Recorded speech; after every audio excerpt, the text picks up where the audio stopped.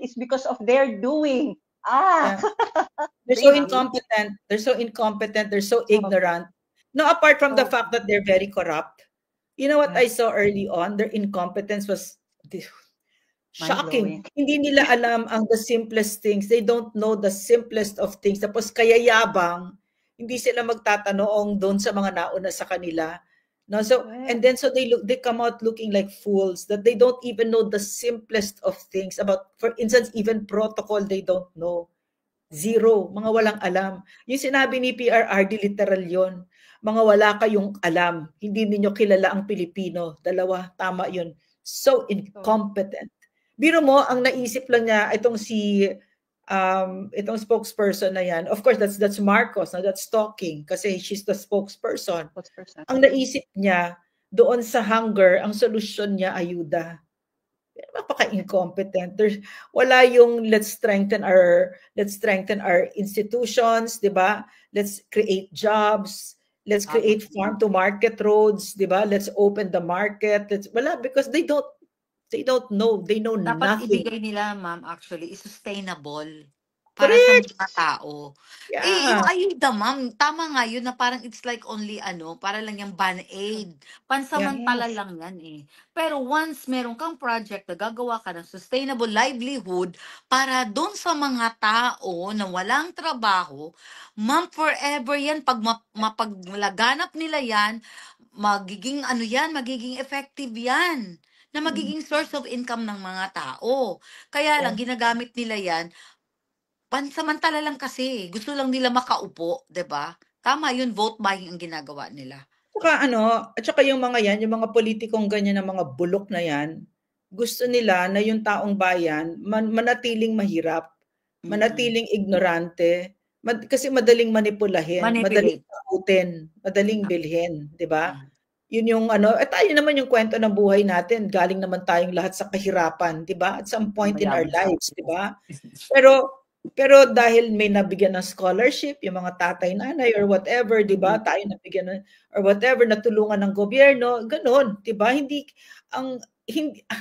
Ayaw, gusto mo bigyan ng dignidad. At yung, hello, Martin, Bongbong, yung point is to take people out of poverty. Idiots.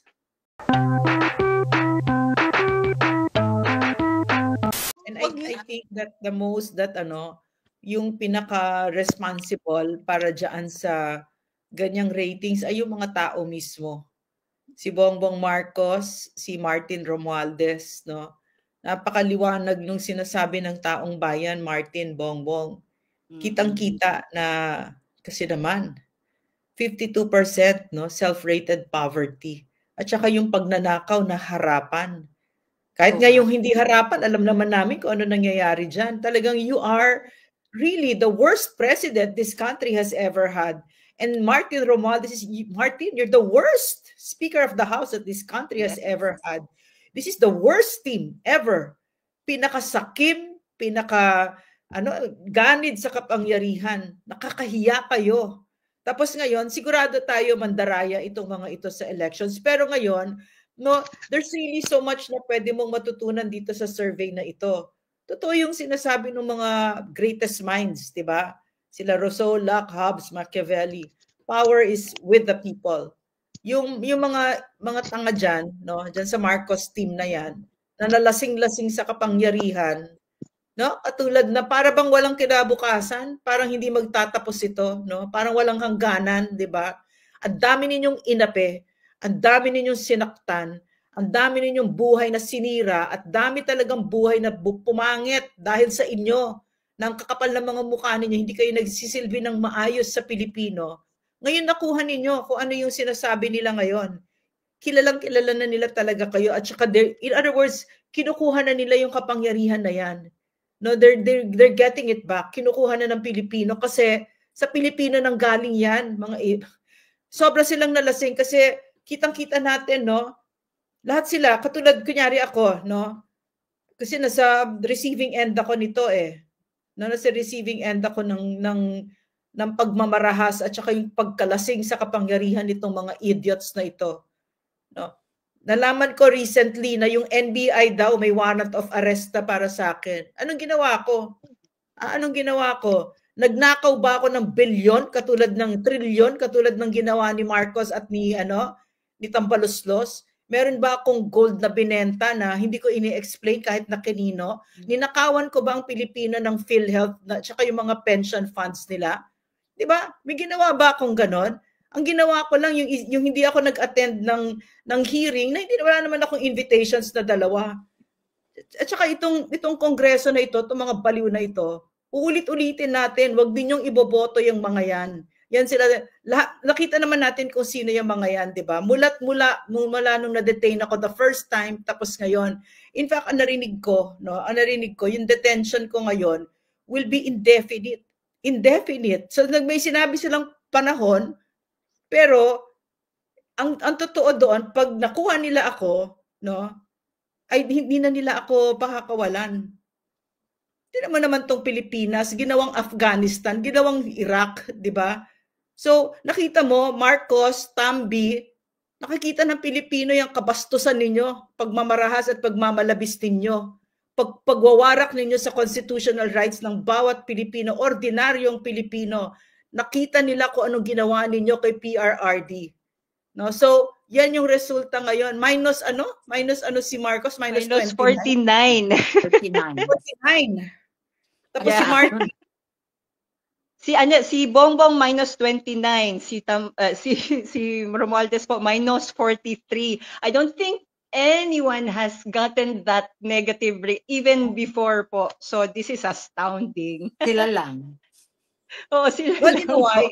Sila lang? You know why sila lang? Kasi sila lang yung ganyang kababoy. Grabe ang talaga. baboy ninyo sa Pilipino. Wala kayong respeto. Talagang. At saka alam mo, Ling, Angel, mga kababayan, talagang paniniwala ako talaga yun eh. Kung sino ka, yan ang regalo mo sa mundo. Yan ang dala mo sa yan ang nilalabas mo. So, I'm pretty sure itong mga ito, unang-una kasi drug addict itong si Bongbong Marcos. Ano naman ang ibibigay niya sa Pilipino? Di ba wala siya mabibigay? At saka yung sasabihin niya na hindi siya drug addict, talaga, naniniwala ako sinasabi ni PRRD na the best evidence na siya ay drug addict, ayaw niya magpa-drug test, So, what has happened to the country is such a tragedy.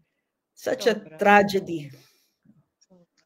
At saka this is a speaker that has sa Delaware court was found to have bribed Supreme Court justices, 2 Supreme Court justices. Tapos tahimik na tahimik itong kongreso na ito. Dapat yan ang ini-investigate ninyo. Kung meron kayong paninindigan at may prinsipyo kayo, kaso wala eh. Mga corrupt kayo eh. Mga crocodiles kayo. Ang pinag-uusapan ko dito, yung mga nasa Quadcom at Tricom at saka yung committee na pare-pareho lang naman eh. Pare-pareho lang naman pagmumukha nila. Si Tambunting, si Paduano, si Pimentel, si Acop, si Fernandez, si Stella Kimbo, si Rog Gutierrez ng One Rider. Sino pa ba? Si Chua. Syempre si Romualdez. I mean, kahit yung isa, what's his name? Si Libanan. Mga nasa likod niyan, Si Barbers. Kilala, yung kagandahan kasi ng napagdaanan natin sa napakasakit this past 3 years after coming from a president na mahal tayo, na para tayong very precious kay PRRD, bigla ka nagka-boyfriend na abusado, alcoholic, drug addict, nang bubugbog, 'di ba, mabigat ang kamay, 'di ba, yung kagandahan doon, At saka yung kagandahan doon, nagpakita sila kung sino sila. Ako si Gaston Bunting, chair ng franchise committee. Aabusuhin ko kayong lahat. Kukunin ko ang karapatan ninyo na mamahayag ng malaya SMNI. At tatahimik ako dito habang pinepreso ninyo, arbitrarily detained si Ka Eric at si Lorraine Badoy, porket nagtanong kami kung totoo ba, Martin Romualdez, na 850 million ang budget mo sa Office of the President. 'Di ba? So maliwanag nagpakilala sila. Yun yung maganda doon. Tapos ngayon, kung makita na naman natin next time, andiyan pa yung pagmumukha ni Gaston Bunting at saka ni Libanan, na si Libanan meron siyang party list, 4-piece, 'di ba, na talaga, 4-piece, pero ang corrupt talaga lang, di ba? So, kung nandyan ulit sila, wala na tayong mapagbibintangan kundi sarili natin. Bakit ang ibang bansa kaya nila maglagay ng leader na maayos? Di ba? Bakit tayo hindi natin kaya? Siyempre kaya natin, no? Nauuna kasi ang bulsa, ma'am. Yan ang problema sa atin. At saka noon, Yusek, nagtanong lang po kayo, di ba? At saka, they were after the source and you didn't want to name him or her. So, yun lang yun. And then, both of you were cited in contempt. Diba, parang, doon nagsimula at wala na, talagang naano na yung freedom of expression natin to call out if there is a check and balance, kailangan may transparency, pero wala. After that, it was all blatant na stealing and lying. So ayan po. And you know, coming from working with PRRD, no, kung saan napaka magalang niya sa ordinaryong Pilipino, 'di ba? Bastos siya sa mga dapat bastos, 'di ba? Yung mga drug lords, mga ganyan, mga kurakot, 'di ba? Mga generals na drug lords, na PNP na ganyan pala sila, etc., 'di ba? But coming from a president na napakaayos niya sa Pilipino, nagbabaw pa siya, 'di ba? When we experienced yung pagmamalabis ng Marcos administration, nakaka-shock. Sobrang nakaka-shock na nung na-figure out ko, grabe, wala silang kahihiyan. Walang kahihiyan ito si Akop na pagkatapos niya kaming lapastanganin doon sa House of Representatives, bigla siya pupunta sa detention cell namin para kausapin kami at mag-apologize kunyari, magbati-batian, di ba? So parang nagbibida-bida lang pala siya, di ba? So, tapos hihingiin pa sa amin ni Velasco, yung Secretary General ng House, na syempre dinideny niya ngayon kasi mga sinungaling yung mga yan eh. Dinideny niya na pumunta daw siya sa akin, na hindi daw niya ganyan. Sinabi ko, pumunta siya sa akin para hingiin yung apology. Sabi niya sa akin, magsulat ka ng letter kay Tambaloslos, mag-apologize ka, sabihin mo na nagsinungaling ka, I'm sorry, nagsinungaling ako, at hindi ko na ulitin, tapos hihingiin ko na palabasin na ako dito. Monti ko siyang murahin, sa totoo lang. Putang ina to. Sasabihin, aaminin ko sinungaling ako, pero kayo yung mga sinungaling. Hindi nga ako sinungaling eh. Alam mo, kung meron akong fault sa buhay, yun eh, talagang sinasabi ko yung totoo. Lahat maliit pa ako, ganun, that's where I get into trouble. Di ko matake yung mga sinungaling. No? So yun, tapos now they deny it. So, full force, kahit nung KOJC siege, nakita ko yung karahasan, no, ni Nick Torre. Sabi ko, grabe ito, baga ito, parang NPA na, no? Parang mga NPA na ang, tapos yung hindi na tayo nire-rescue ng AFP, 'di ba?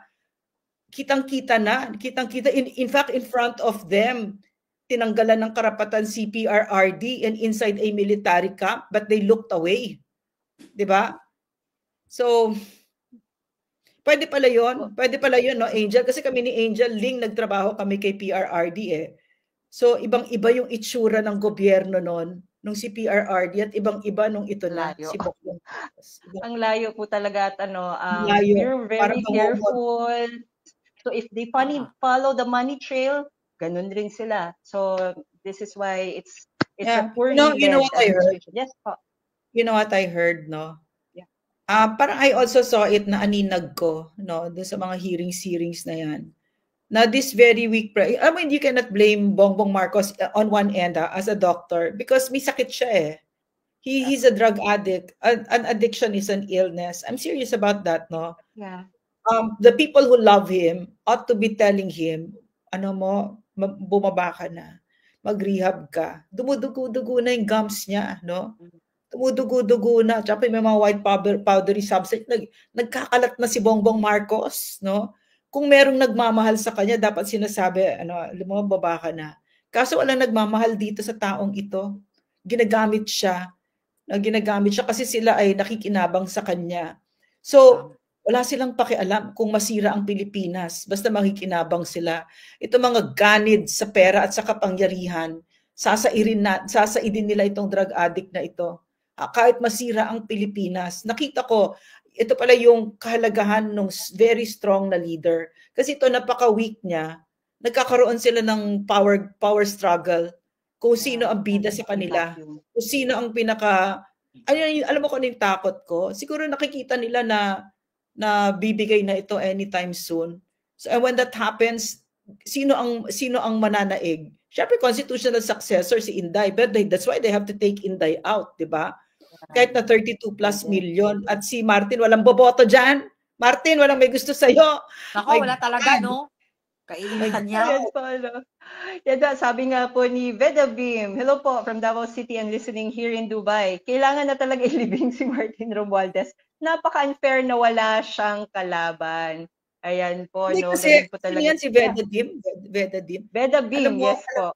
Veda Beam, alam mo, si Martin Romualdez, never yan lumaban ng patas. Never. Hindi kasi hindi siya mananalo, alam niya, kinasusuklaman siya ng mga taong bayan. So, sa Tacloban, kaibigan niya mga CPP, no? Sila yung mga enforcers niya. No? At saka si Martin, loser talaga yan. Loser talaga yan, walang may gusto diyan. Hindi ka marunong magwaray, hindi ka marunong magtagalog, nakakairita pakinggan, di ba? So, hindi siya, kailangan ko bang i-state yung obvious is that he's running for office not because he wants to serve. Otherwise, ang ganda na sana ng Tacloban, hindi ganito itsura niya ngayon, di ba? Ang dami pa rin mahihirap, di ba? Yung Yolanda ng mga bahay, wala pa din. Kinukuha pa, ginagrab pa yung kinikredit grab pa. Part ako ng task force Yolanda. So, alam ko yung mga bahay na yon, di ba? Part ni PRRD yun. Tapos sabi daw kay Marcos, whatever, di ba? Whatever. So, anyway, so si Martin, Veda, hindi yan, ang alam lang niya kung paano manalo sa isang eleksyon ay bumili ng boto. Kahit simula pa lang, yung kay Inday na 2022, People's Initiative, tapos lahat ng vote buying, billions, trillions, nakakangilabot yung pera na ginamit nila. Pera natin yon, pera ng taong bayan yon, na dapat pumunta sa pinakamahihirap. Kung kaya't ngayon, lampas kalahati ng Pilipino natutulog ngayong gabi gutom. Nagugutom na ang Pilipino, Martin. Pero wala siyang pake. Kailangan niya mag-vote buying. Kasi nga sa isip nitong baliw na ito, gusto niya maging prime minister, maging president, whatever. Noong pananginginig ang laman ng mga yan. No? Tapos may mga kakuntsaba yan, natural. Natural yung ganyang klaseng tao na bulok. Marami ding bulok na nakapaligid dyan. At lahat sila, sinusuportahan siya sa ginagawa niyang kabulukan sa Pilipinas. Yan yung kakaawa tungkol sa Pilipinas talaga. No, na konting-konti ang prinsipyado na tumatayo at walang presyo. No. Yun yung sinasabi ni PRRD, walang kwenta ang taong walang prinsipyo. Ito, walang prinsipyo. Sinabi nga po ng sabi ni Yusek Claire na ang funny pa, ang sabi, kaya kailangan pa ng ayuda, mas maraming ayuda kasi nga daw more than 52% ang self-rated poverty. Blows my mind that they don't get it. The reason why it's 52% is because of their doing. They're so incompetent. They're so ignorant. No, apart from the fact that they're very corrupt. You know what I saw early on? Their incompetence was shocking. Hindi nila alam the simplest things. They don't know the simplest of things. Tapos kaya yabang, hindi sila magtatanong doon sa mga nauna sa kanila. No, so and then so they come out looking like fools that they don't even know the simplest of things about, for instance, even protocol they don't know. Zero, mga walang alam. Yung sinabi ni PRRD literal yon. Mga wala kayong alam. Hindi niyo kilala ang Pilipino. Dalawa, tama yun. So incompetent. Biro mo, ang naisip lang niya itong itong spokesperson na yan. Of course, that's Marcos. No? That's talking kasi she's the spokesperson. Ang naisip niya, doon sa hunger, ang solusyon niya, ayuda. Napaka-incompetent. Wala yung let's strengthen our institutions, di ba? Let's create jobs. Let's create farm-to-market roads, di ba? Let's open the market. Wala, because they don't know. They know dapat nothing. Dapat ibigay nila, ma'am, actually, is sustainable. para sa Correct. mga tao. Yung Yeah. ayuda, ma'am, tama nga yun na parang it's like only para lang yung band-aid. Pansamantala Yes. lang yan eh. Pero once meron kang project na gagawa ka ng sustainable livelihood para doon sa mga tao na walang trabaho, ma'am, forever yan. Pag mapaglaganap nila yan, magiging magiging effective yan na magiging source of income ng mga tao. Kaya lang, ginagamit nila yan pansamantala lang kasi, gusto lang nila makaupo, 'di ba? Tama 'yun, vote buying ang ginagawa nila. At saka yung mga yan, yung mga politikong ganyan na mga bulok na yan, gusto nila na yung taong bayan manatiling mahirap, manatiling ignorante, kasi madaling manipulahin, madaling Manipulate. takutin, madaling bilhin, 'di ba? Mm. Yun yung tayo naman yung kwento ng buhay natin, galing naman tayong lahat sa kahirapan, 'di ba? At some point in our lives, 'di ba? Pero dahil may nabigyan ng scholarship, yung mga tatay, nanay, or whatever, di ba? Tayo nabigyan ng, or whatever, natulungan ng gobyerno, ganun, di ba? Ayaw, gusto mo bigyan ng dignidad. At yung, hello, Martin, Bongbong, yung point is to take people out of poverty. Idiots. Kailangan sabihin, di ba? Kailangan sabihin. Lakas-lakas ng loob tumakbo ang president. Diyos ko! Yeah. Walang alam. You know, the incompetence. Sobra, I mean, makes you think anyone can be president, anyone can be House Speaker, even a spokesperson. With the way they're running things, sobrang ano po talaga. All they see is point A to point B. But if you are in that job, there's so much work to be done, but at the same time, teamwork as well. Pero wala, I mean, I'm giving them credit here. They have none of that. And lungkot, and they are not even on the ground. They don't see people suffering. And even when people are screaming on the top of their lungs that this is what's happening, noise. Actually, the president said it's just noise. Can you imagine yung frustration? So, grabe po talaga. So, sabi pa ni Martin, 'di ba, na yung mga reports ng crime gawa-gawa lang sa social media, 'di ba? Out of touch po talaga. Ayan not just out of touch, but incompetent. Denial lang talaga sila sa totoong nangyayari. Walang pakialam. Ano yung link? Denial sila sa totoong nangyari kasi gusto nila bumango sila. Kaya wala talaga, news blackout yan. Pero ma'am, ang social media, ang mga tao, even pinakamahirap ngayon, merong camera, ang cellphone.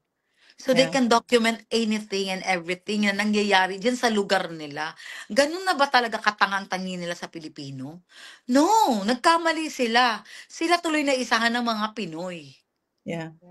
And to at saka, think that, go ahead, Angel, go ahead. And to think po, no, yung TRICOM, they're actually stifling nga yung mga ating mga vloggers, yung ating mga social media personalities who are pro-Duterte.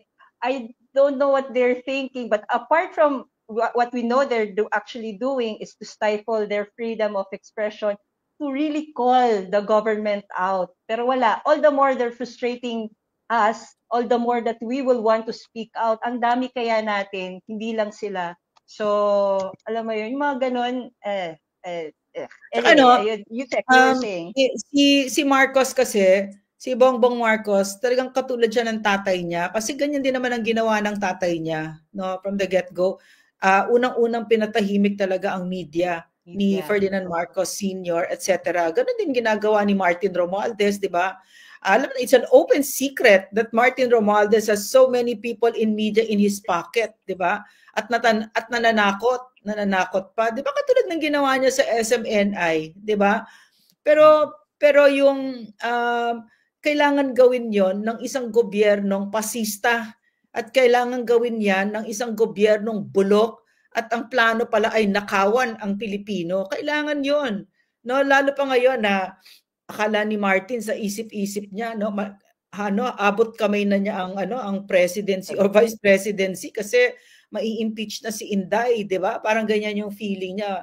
No, so kailangan niyang patahimikin kami, no? Tayong lahat pinatatahimik niya. Kaya niya tinatakot yung mga vloggers, kaya niya kami pinaaresto, 'di ba? Tapos ito pa nalaman ko, no?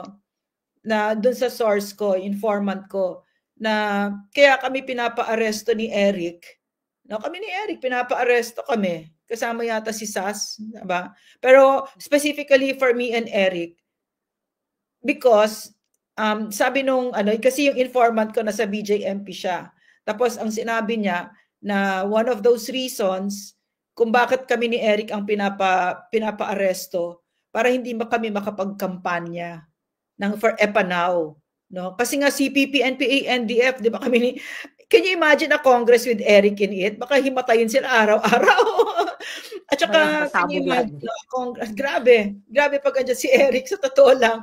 Totoo, na pati siya pa si Attorney Bosantog, pero can you imagine Eric? Si Eric hindi titigil yan, no? So, they know that and they're afraid of Eric. Takot na takot ang CPP kay Eric. So, pinapatahimik kami, hindi kami makapagkampanya, which just show you how kulang sa utak to mga ito. Hindi nila alam may social media. Diba? Hindi na lang talaga. As in, may billboard nga kami. May billboard.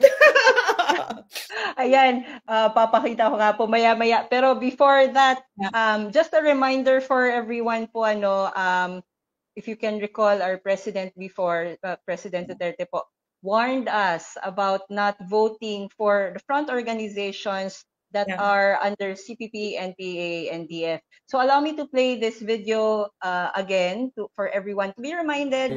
And then, para maano tama si... Wait.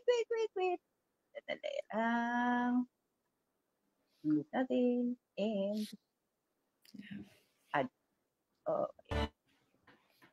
Oops. Na itong mga party, sabihin ko sa inyo na tama si Lorraine Badoy.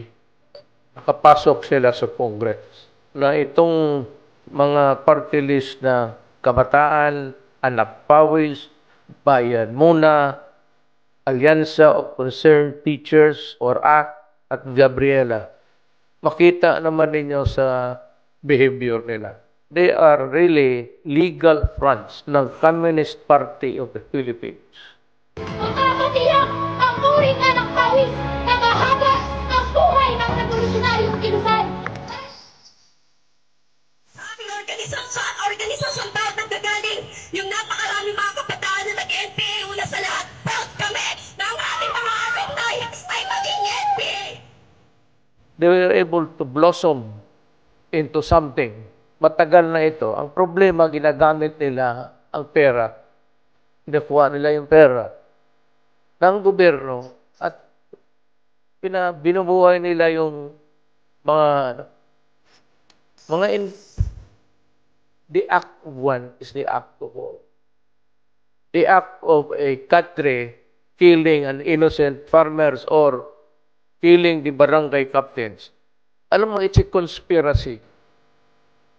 In conspiracy, meron kang legal front, meron kang may mga party list, ulitin ko, Kabataan, Anak Pawis, Bayan Muna, Alyansa of Concerned Teachers Act, and Gabriela. Para hindi ninyo makalimutan, tabag. Huwag ninyong ibuto yan. Yan, remove ko na. Okay. Ayan. So, mula yan kay former President Rodrigo Roa Duterte warning us that we should not vote these organizations back and even their representatives in Congress and in Senate. So, do research and alam na po natin kung sino po itong mga kandidatong ito. Pero at least alam na po natin yung mga organizations as well. Ayan po. Angel, those were his pronouncements when he was President of the Republic of the Philippines. Yes, yan. Tama po. And sana pero Angel, Ling, mga kababayan, panahon ni PRRD yun. Anong ginawa ni Bongbong Marcos sa CPP? Pinalakas pa niya. Ngayon, pinalakas pa niya. Diba? Sobra. Si Martin Romualdez, di naman may pagkakaila yun. Kitang-kita naman yung kakamping-kakampi sila ngayon ng CPP, NPA, NDF at dahil dyan, nakaka-recover sila. Not only that, ang dinig ko nag-promise daw si Martin Romualdez. Totoo ba yun, Martin? Nag-promise ka daw sa CPP party lists na 7 to 8 party list seats sa Congress at isang senador daw. Yan ang sabi. So, yung massive cheating, sigurado yan. Martin Romualdez yan eh. Yan lang naman ang alam niya. Pag sinabing elections kay Martin, ang ibig sabihin, ako mandaraya na ako, ganon. Diba? Martin Romualdez, tsaka lahat nga ginawa niya eh, diba? People's Initiative, pag-impeach kay VP, confidential funds, yung kay PRRD, diba? Lahat gagawin niya para maging emperor siya, diba? Ano yung trust rating niya, Angel? Anong resulta? 43. Negative. Minus. 43. Minus. Minus pa. Talaga. Nagulat ako, minus pala. My God, what a loser. Grabe. Ayan po, no. And the lawlessness po talaga, it's scary po talaga. So, please po, no, sa mga nanonood sa atin, really put in the people that we really need to put there para po bumalik po ang order at peace dito sa ating bansa po, ano. Ang daming nangyayari na hindi kailangan nangyayari, biglang lumaki ang utang natin, biglang lipat ang lahat ng mga budget po to certain agencies na hindi naman kailangan. At pati yung gold reserves po natin, no? Wala naman po tayong crisis. Hindi nga nagalaw yun nung mga gold reserves natin nung pandemic. And yet, binenta, di ba po, ang ano talaga, kawawa ang Pilipino po, ano. So, ayan po. Alam mo, Angel. Yes po. Alam mo, Angel.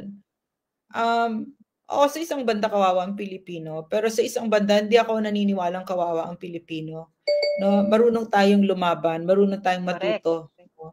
Kasi hindi naman nangyari yan sa sa in a vacuum, 'di ba? May naglagay sa kanila diyan. Si Martin Romualdez was able to do all this and Bongbong Marcos was able to do all this outrageously egregious, beyond the pale things to the Filipino people because there were people who helped him, no? Yeah. For instance, his NBI, no?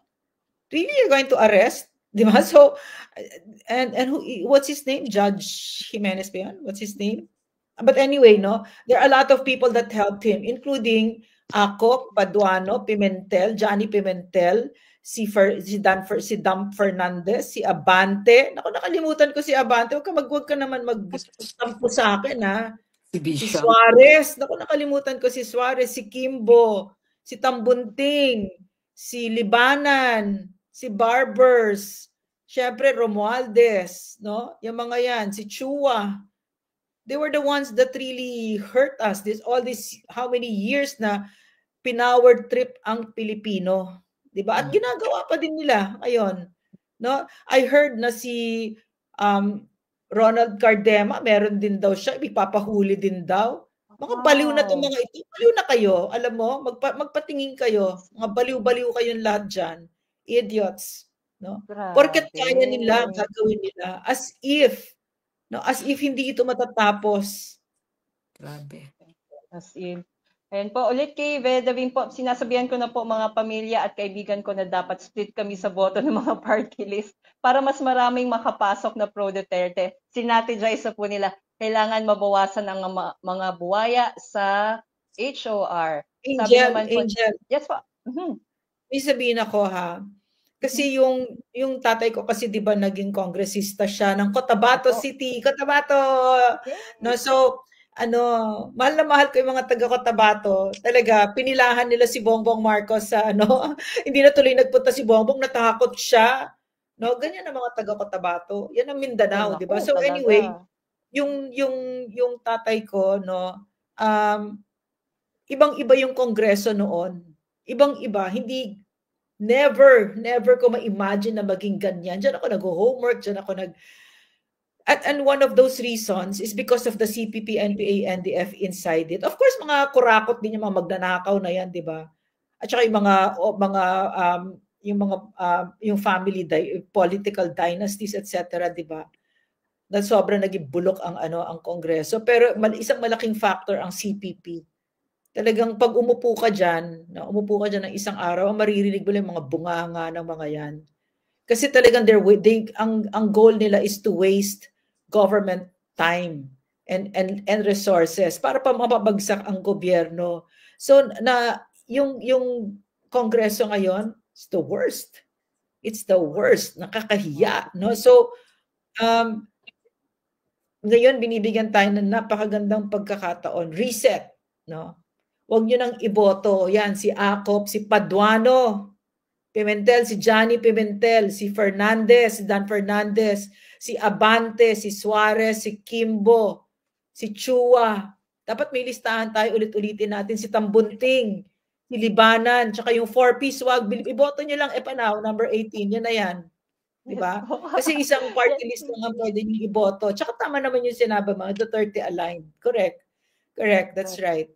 No? Kasi pare-pareho kami dyan sa Epanaw, pare-pareho tayo dyan sa Epanaw, di ba? Kasi kasama ko to sa Epanaw eh. Itong dalawan to. Gusto natin bumalik yung prinsipyado na campaigning, no? Gusto natin we want to be the change that we want to see, di ba? So, ang sinabi ni Martin Romualdez sa akin noon, nung nasa opisina niya ako, the entry fee to Congress is $500 million. In other words, hindi ka pwede maging kongresista kung wala kang 500 million So sabi ko, Martin, pwede ba yon? Kasi pwede ba bumalik sa dati? Kasi tatay ko hindi niya ginawa yan eh. Sabi niya, hindi na, nandyan na yan eh. So nakakagalit yung pagka-elitista at saka yung pagka-corrupt, di ba? Kasi ang ibig sabihin, pagka gumastos ka ng ganyan, no? Ang ibig sabihin nun, hindi ka nandyan para magsilbi. Nandyan ka para kumita. Nandiyan ka para magnakaw sa Pilipino. Diba? So kayo may kasalanan kung iboto nyo pa yung si Acop, si Paduano, si Pimentel, si Fernandez, si Abante, si Suarez, si Kimbo, si Libanan. Alam mo, yung mga nag-sign ng impeachment. Angel, the next episode natin, pakita natin kung sino yung mga nag-sign ng impeachment na yan. Correct. Yan yung huwag na natin iboto. Kahit na sabihin mo, kunyari, no, si Libanan, Leyte, di ba, Samar.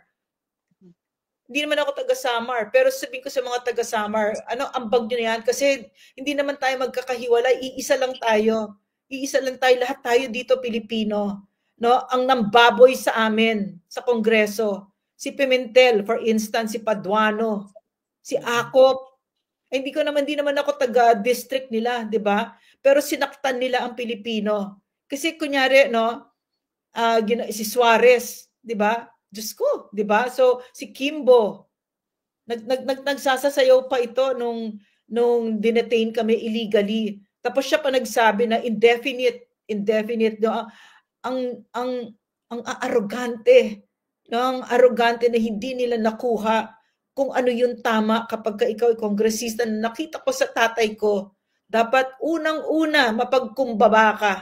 Tsaka pangalawa, dapat ang Pilipino ang pinagsisilbihan mo. Katulad nung ginawa ni PRRD. Ganon. Sinabi ni PRRD, sa atin, Angel, paulit-ulit. Ling, narinig mo, paulit-ulit. Hindi kayo special. Mga trabahante lang tayo sa gobyerno. So Martin, Bongbong, hindi kayo special. Mga pasweldo namin kayo. Magsilbi kayo.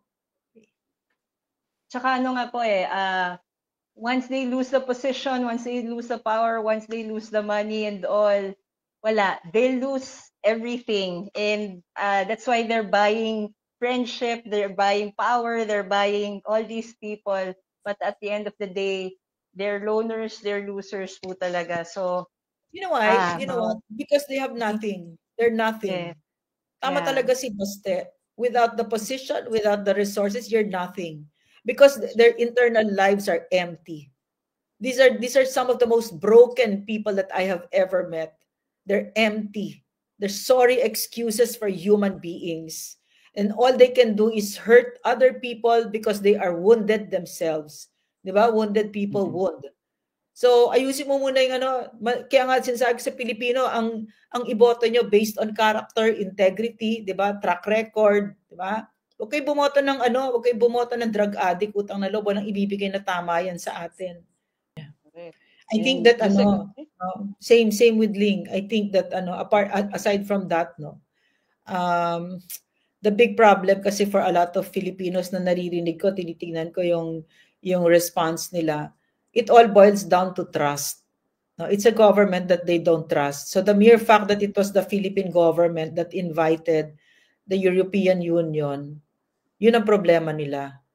No, kasi tingin ko kunyari it was with a leader that they really trusted. Siguro makikita nila yung kagandahan, 'di ba? Na may supposedly independent observer, etc., etc., 'di ba?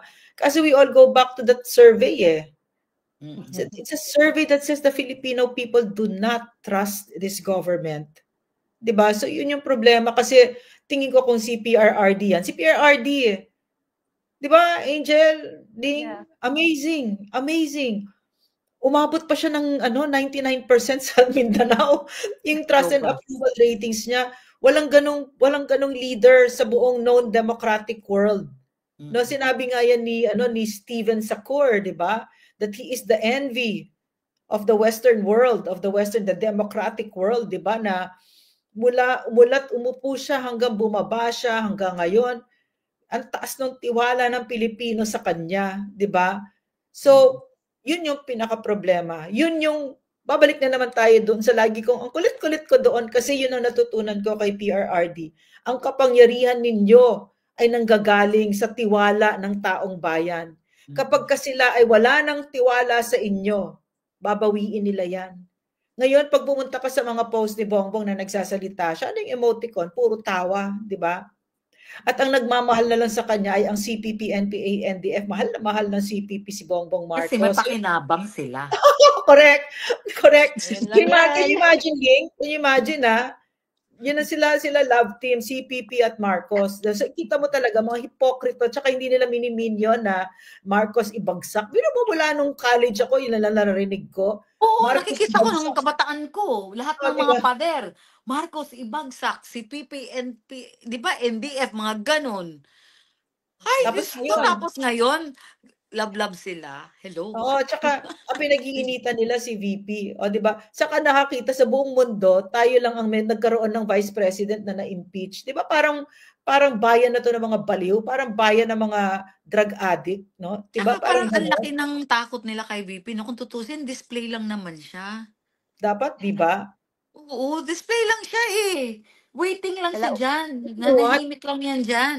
Pero yung office niya ang gumagalaw, ang gumagawa ng lahat ng on the ground na tulong para sa mga tao. Alam mo itong mga eng-eng na to. Kasi total, hayok na hayok kayo sa kapangyarihan, di ba? Hindi sana natuto kayo sa mga Duterte. Maaga pa lang sinabi ko na kay Martin Martin, gusto maging president, tutulungan kita. Sabihin ko sa iyo kung paano kasi nakita ko kay Digong yon, magsilbi ka at mamahalin ka ng Pilipino. Kasi hindi nakinig libre nga eh, 'di ba? Hindi nga ako nagpapabayad eh. 'Di ba? So yung yung sinasabi ni Ling, totoo 'yun. Grabe 'yun. Ganon. At saka yung yung can you imagine parang kasi pag sinasabi ni Ling yun, JS Pram, tapos Duterte, 'di ba? Yun ang power. Yun ang power, Martin, Bongbong. Hindi yung NBI nagpapa-aresto. Pag nagpapa-aresto ka na sa NBI, ibig sabihin desperado ka na. Na ginagawa mo yan sa ordinaryong mamamayan. Papatahimikin mo ako. Baliw ka pala. Sana tinanong mo tatay ko kung kaya niya ako patahimikin. Hindi pa napapanganak yung tao, pwede akong patahimikin, Bongbong at saka Martin, di ba? Pag ikaw ay nag-aaresto na ng mga tao na nananakot ka, etc., kailangan mo ibitahin sa Congress ang mga vloggers para paiyakin and force an apology care of. Sino nag-force ng apology? Si Abante, di ba? Nag-force siya ng apology. Ibig sabihin nun, that power is slipping out of your hands. At nararamdaman mo yon. Desperado ka na. Kasi kahit na ano pang gawin mo, tumale-balembong ka pa dyan, hindi ka mahal ng tao. No? At yun yung lakas ni PRRD. Mahal na mahal siya ng tao. Hindi mo kaya yun. Trust is a people. Alam mo kung bakit? That's why, yes po. Yeah. Alam mo kung bakit, Angel? No? Kasi sinasabi mo kasi, instead of winning them back, instead of winning the Filipino people back, di ba? Lalo pa nila pinalalala, di ba? Yeah. Because they cannot be what they're not. They're not public servants. Mga magnanakaw sila. So, lalo nilang gagalitin ng Pilipino. So, wag tayong maghanap ng public service dyan kay Martin Romualdez, kay Bongbong Marcos. Anong alam niyan? Walang alam yan. Ang alam niyan, mag-party, magnakaw. Marcos Romualdez yan. Okay, so idikdik nyo sa utak yan. No, na kailangan ituro natin ito sa mga anak natin. Siyempre, of course, that name has to be pounded in the brains of our children, our hearts, in their souls, para wala na, never again. But also the others. No? Kasi minsan iba apelyido, pero ganyan din, katulad din nila. Marami yan. Napakarami. Gusto niyo ulitin ko yung listahan ko? Next episode, yung mga nag-impeach, di ba? Yan, sasabihin natin dito, kasi ito na nga ito yung bawi natin. All those years na inapit tayo, na nagtiis tayo, di ba? Ito na may elections na dumadating. Babawi tayo sa mga yan. Gusto ko mag-respond dun kay FML, di ba? Sabi niya parang baluktot na tong bansa, out of sorts, di ba? Kasi as within, so without, in the smallest things to the biggest things, di ba? Because it's led by a drug addict. The country is led by a drug addict. That's why the country is like a family that's led by a drug addict. Do you know what it's like to have a father who's a drug addict or an alcoholic or walang mabuting kahihinatnan, puro tragic. Worse. Yeah, the worst, out of sorts, yung sinabi niya, no? And we also experience what it was like to have a father na maayos. You should ask my children what it's like to have a father who's so maayos. That's my husband, no? So kakaiba. Kaya yun yung pinaka. So I keep going back kasi people sometimes they think inaasar ko lang ba si BBM na drug addict siya? Hindi. Doktor ako no? Totoong drug addict siya. Unless he has that drug test, then I'll stick to that because that's what I see, no? Unless proven otherwise, no? And ayaw niya magpa-drug test. That's solid proof. Even among in rehab, yan yung mga nagda-drugs pag ayaw nila magpa-drug test. So napakahalaga na rason kung bakit ganito ang Pilipinas. No, kung sino si Marcos kasi, mula nung umupo siya, parang binukas niya talaga yung impyerno sa Pilipinas. Kung sino-sinong demonyo ang nagpaparusa sa atin, 'di ba? Yan si Torre. Grabe. Grabe, talagang disregard. Ano yan, ma'am eh. Di ba, magsisimana Santa na si Tori talaga yung Judas. Yeah. Siya dapat ang gaganap. Yeah. Opo. Yeah. Sasabihin ko nga po pala sana na when they were campaigning initially po BBM was really saying his sweet nothings, even continuity of projects, but then Bulaga, he was so different. Nag-ano pa nga kami, how long will his honeymoon period last? Sabi ko pa nga, I think the first day parang wala na. Because he transitioned from talking to Tagalog to talking in English. Parang sabi ko na, yun pa lang yung sign ko noon but then it slowly unraveled itself. Point being is that let's go beyond words, beyond sweet words when we hear the candidates that we have to choose. Kailangan tingnan po natin ang gawain nila, ang track record nila sa kanilang own sector kung party list or sa kanilang bayan kung sa mga provinces po nila at sa distrito nila. Kailangan may ginagawa, hindi lang po puro salita. Na hindi yan slogan hindi yung slogan nung isa, yung talagang merong track record na ginawa po. So sana yun po ang batayan ng ating mga boto. Sino may slogan nun? Si Abalos po. Si Abalos, just me. So, yan po. Alam mo, one of those Pinag-explain siya, mama, bakit siya ngumingiwi, Ano sabi niya? May tahi daw siya. From here, going here, may tahi daw siya. Kaya daw siya ngumingiwi. Pero siya, willing siya mag-hair follicle drug test? No. He said no? Oo, kasi tinanong siya Sabi niya, bakit kailangan pa? Ito na nga yung proof. Diba? There you go. So, alam na natin. Yeah. Correct. Hindi ako Yusek. Hindi na ako Yusek. Tagal nang hindi. Kay PRRD pala daw. Alam mo may sabihin ako, no? This past few days, lagi ko naaalala si PRRD, no? napakahusay talaga niya. At saka yung last time na magkasama kami sa Hong Kong, biro mo yun yung naalala ko na sinabi niya, Lorraine, hanggang sa kahuli-hulihan, hininga para sa Pilipinas, ibibigay ko. Biro mo, no? So, ganoon naman si PRRD, no?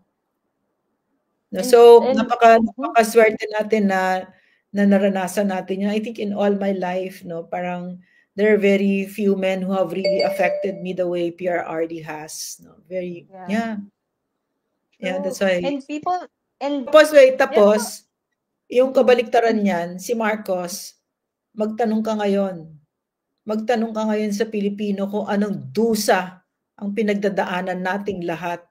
Ako na mismo ikikwento ko pa sa inyo, di ba? And this is why negative 20-something ka, Marcos. At bakit ikaw, Martin Romualdez, despite, no, kulang na lang mag-tumbling-tumbling ka dyan at kumain ng apoy at kumain ng bubog, di ba? Pero wala.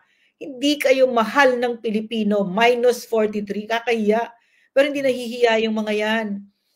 Ang signal sa kanila niyan, di ba pag normal ka na tao, ang signal niya, oh my God, kahiya, kailangan mag-isip na, kailangan magsilbi na tayo.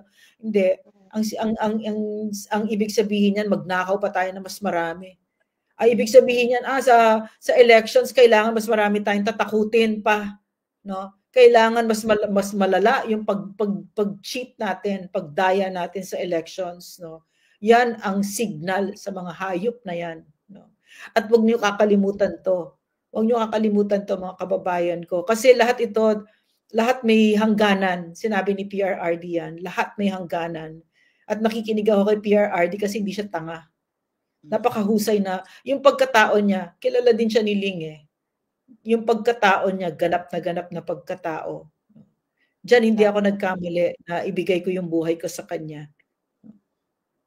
At kung ulitin, game. Tapos ano pa, alam niyo ba nangyayari sa The Hague ngayon? Kwento nila sa akin, grabe ang tourism doon ngayon.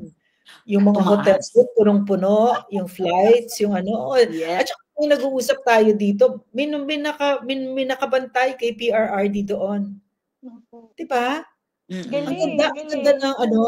Ang ganda nung nakita natin na kasi yung mga kamag-anak ko, may mga kamag-anak ako na ayaw nila si PRRD nung una.